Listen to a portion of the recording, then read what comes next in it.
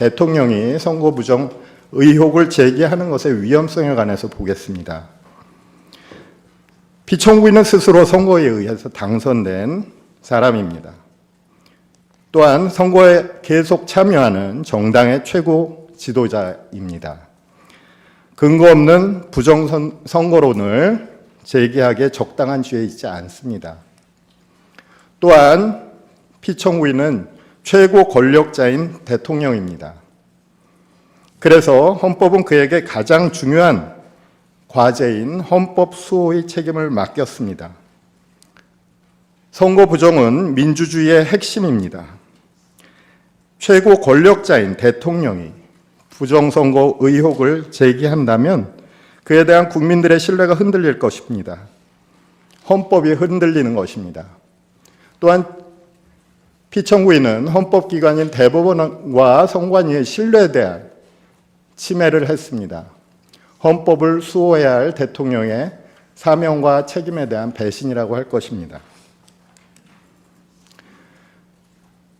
피청구인은 비상계엄을 선포했고 군 병력을 선관위에 투입해서 서버를 압수수색하고자 했습니다.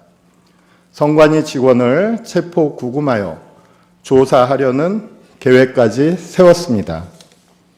이것은 헌정 질서 침해 행위입니다. 결국 선거 부정에 따른 국가 비상사태 주장은 허구적 주장일 뿐 아니라 그 자체로 위헌적인 주장입니다. 다음으로 경고성 계엄 주장에 관해서 보겠습니다.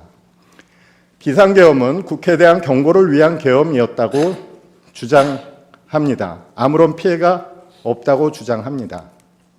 하지만 피청구인이 비상계엄 선포 직후 경찰과 군 병력을 국회에 침투시킨 것을 우리는 모두 알고 있습니다. 이것은 비상계엄 선포에 대한 유일한 헌법적 통제 수단인 국회의 계엄 해제 요구 결의를 저지하려고 한 것입니다.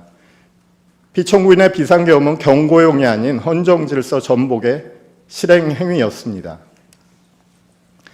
피청구인의 계획은 성공하지 못했습니다. 그것은 국회로 달려온 국민들 때문이었고 출동한 장교와 장병들이 위법한 명령에 적어도 소극적으로 저항했기 때문이며 그 덕분에 국회가 신속한 해제 요구 결의를 할 수 있었기 때문입니다. 피청구인은 아무런 피해가 없다고 주장하고 있습니다. 하지만 헌정 질서는 심각한 침해를 당했습니다. 무엇보다도 먼저 민주주의에 대한 보편적 신뢰가 파괴된 것입니다. 깊은 상처를 입은 대한민국의 헌정 질서는 혼란과 혼돈에 빠져 있는 상태입니다. 이제부터 국민은 항상 비상계엄 선포와 독재 정치의 도래를 두려워하게 되었습니다. 2시간짜리 계엄이라거나 아무런 피해 없는 계엄이라는 변명은 비겁한 변명입니다. 권력욕으로 왕을 시해한 맥베드가 이렇게 변명을 한다면 얼마나 비겁한 변명이겠습니까? 왕의 심장에 꽂았던 칼을 빼라고 해서 빼냈는데 뭐가 문제인가? 도대체 2분짜리 사례가 어디 있는가? 왕에게 경고하기 위한 반역이었을 뿐 진짜 반역은 아니었다라고 말입니다. 결론입니다. 비상계엄 선포 행위는 모든 헌법 원칙을 무너뜨린 헌정 파괴 행위였습니다. 피청구인은 아직도 헌정 질서 파괴를 반성하지 않고 오히려 정당화하는 주장을 하고 있습니다. 이것은 헌법 수호 관점에서 극도로 위험한 행위입니다. 따라서 피청구인은 대한민국 헌법과 민주공화국의 이름으로 신속히 파면되어야 합니다. 이상입니다. 감사합니다.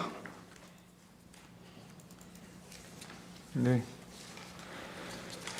청구인이 시간을 조금 초과했기 때문에 피청구인에게도 똑같은 기준을 적용하겠습니다. 피청구인 변론하십시오.